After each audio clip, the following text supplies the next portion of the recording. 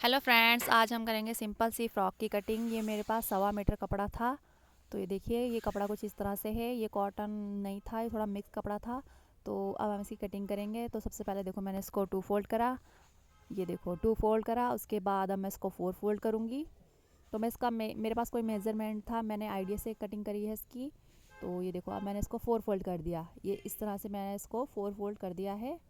4 fold करने के बाद अब हम इस पे नाप रखेंगे। सबसे पहले हम कंधे लेंगे। कंधे जो है 5.5 मैंने रखे हैं, जोड़ जितना भी आएगा 5.5। और आर्म होल भी 5.5 रखे मैंने इसके।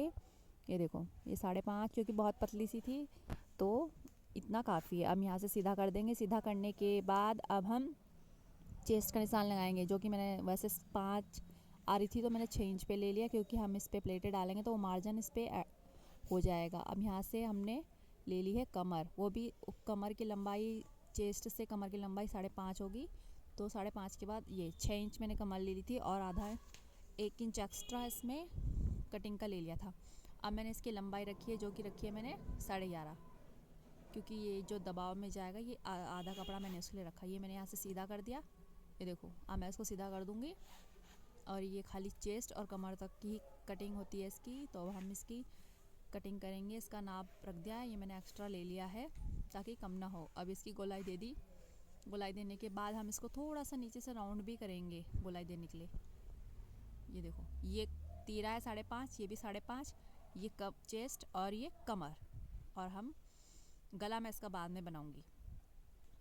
जब हम इसको स्टिचिंग करेंगे तब मैं इसका गला बनाऊंगी। अब ये देखो, यहाँ से गोलाई ज़रूर देना, वरना ये स्टिच करते हुए जब हम इसकी चुन्नट लगाएंगे तो ये कपड़ा नीचे को गिरेगा। ये हमने इसकी कटिंग कर दी है। देखो, अब कटिंग करने के बाद अब मैं इसके नीचे वाला पार्ट काटूंगी, जिसमें मैं चुन्नट बना कर टॉप पार्ट में स्टिच करूंगी। तो मैं इसे किस तरह से काटूंगी, ये मैंने टॉप पार्ट रखा, इसके नीचे मैंने आधा इंच कपड़ा दबा के रखा है। अब जितनी लंबाई है, ये 24 इंच मैंने पूरी लंबाई ली है, जिसमें मैं इसको मोड़ूंगी भी नीचे से। टोटल मेरी 24 लंबाई थी, तो मैंने लेने के बाद निशान लगा दिया है। मैं इसकी कटिंग कर दूंगी।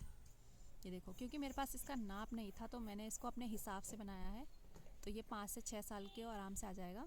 देखो, अब इसकी कटिंग होगी। अब हम इसके दूसरे पार्ट की कटिंग करेंगे।